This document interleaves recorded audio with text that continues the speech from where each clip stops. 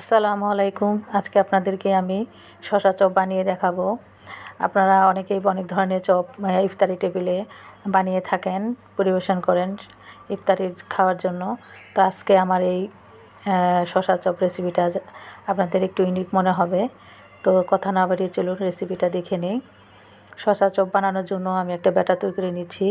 এখানে 1 কাপের মতো আমি বেসন দিয়ে দিলাম, আর হাফ কাপের থেকে একটু কম চালের গুঁড়া দিয়ে দিলাম, আতপ চালের গুঁড়া।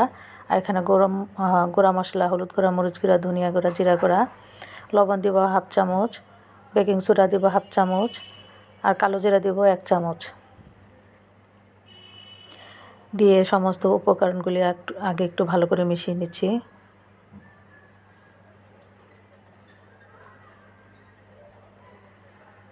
মিশিয়ে এখন অল্প অল্প করে পানি দিয়ে একটি ব্যাটার তৈরি করে নিব।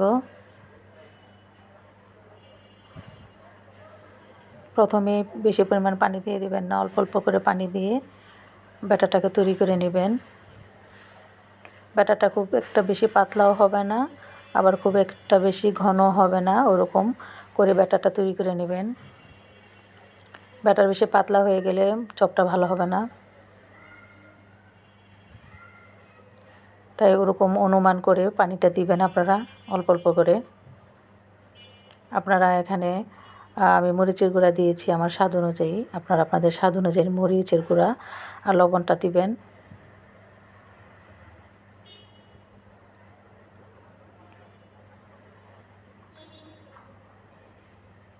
তো ব্যাটারটা তৈরি হয়ে গেছে।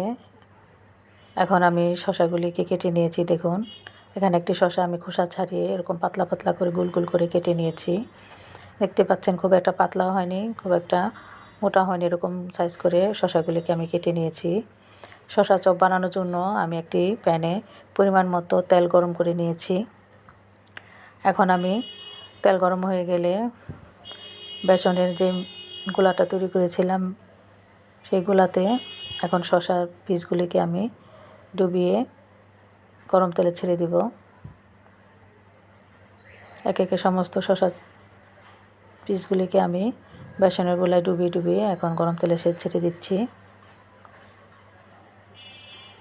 তেলটা যখন গরম হয়ে যাবে, চপগুলি দেওয়ার সময় চুলার আঁচটা মাঝারি করে নেবেন, আর খুব তাড়াহুড়া করে ভাজবেন না।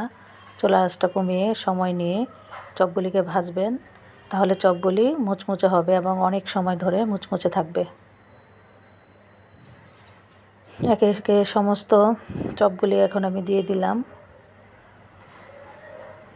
এক পাশটা 3-4 মিনিট মাঝারি আঁচে ভেজে নেব। ভাজা হয়ে গেলে আমি একে একে সবগুলিকে উল্টে দিব। উল্টে ওই পাশটাকেও আমি 4 থেকে 5 মিনিট সময় নিয়ে মাঝারি আঁচে মুচমুচে করে ভেজে নেব। আমার চ্যানেলে যদি নতুন হয়ে থাকেন প্লিজ আমার চ্যানেলটাকে সাবস্ক্রাইব করে আমার পাশে থাকবেন।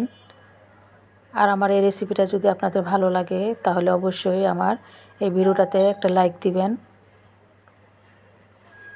আর আমার রেসিপিটা যদি আপনাদের খুব পছন্দ হয়, ভালো লাগে, শেয়ার দিবেন বন্ধুদের সাথে। তো চপগুলি ভাজা হয়ে গেছে। এখন আমি চপগুলিকে একটা ছাঁকনির সাহায্যে তুলে নিচ্ছি তেল ঝরিয়ে। আমার এই রেসিপিটা অবশ্যই আপনার বাসায় ট্রাই করবেন এবং আমাকে জানাবেন কেমন হয়েছিল চপটা। আমাকে অবশ্যই কমেন্টসে জানাবেন, সুন্দর সুন্দর কমেন্টস করবেন। আমাকে আপনাদের এই কমেন্টস এবং লাইক আমাকে কাজে করতে উৎসাহিত করবে। তো একে একে সবগুলি চপগুলি আমি তুলে নিয়েছি। এখন আমি একটি প্লেটে আপনাদেরকে পরিবেশন করে দেখাচ্ছি। তো তৈরি হয়ে গেল আমার শসা চপ। আশা করি আমার এই শসা চপের রেসিপিটা আপনাদের ভালো লেগেছে। ভালো লাগলে অবশ্যই বাসায় আমার এই রেসিপিটাকে ট্রাই করবেন। তো সবাই ভালো থাকেন, সুস্থ থাকেন। আল্লাহ হাফেজ।